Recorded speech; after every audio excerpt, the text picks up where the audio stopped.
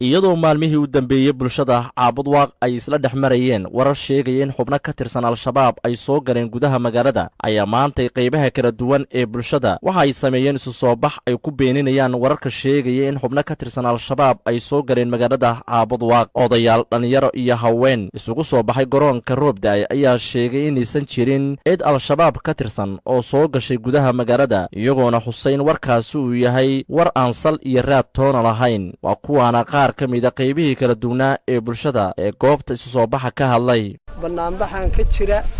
ee baraxan Caabudwaaq waxa la isugu soo baxay annagu shacab baan nahay oo degan Caabudwaaq balanballe dhabbad bangeele shabaabna ma ogelin mana yeelayno dalka yagana ma imaan karo mana jooga hadeer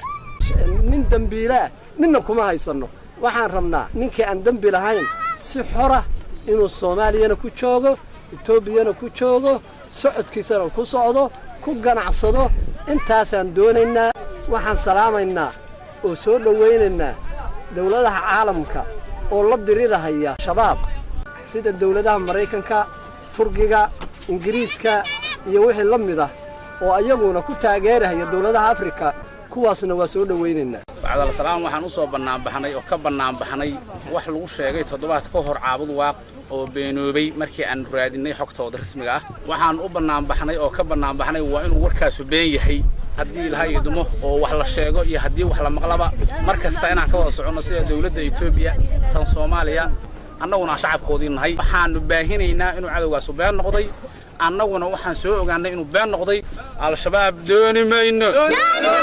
waxaan halkan isku soo banaanbaxnay haddaan nahay ummadda halkan tuuran iyo midda deegaankaba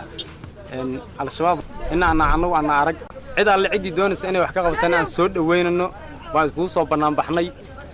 ma doonayno ma soo dhaweynano walaalana lama wixii qarsoon nama qosayso cidii wax qarsoon og soo shacab bixisa iyadu ha sheegto caalamka ha tusto laakiin annagu ma arag la sheegistii la sheegay awgeed baan aga soo horjeednaa mudaharaadkan sidaas ayuu ku saabsan yahay al-shabaab dooni mayno magaaladeena kuma nool dooni mayno saxaafadii la fuliyay been weeye wax ka jira male waa beenoobay warkaasu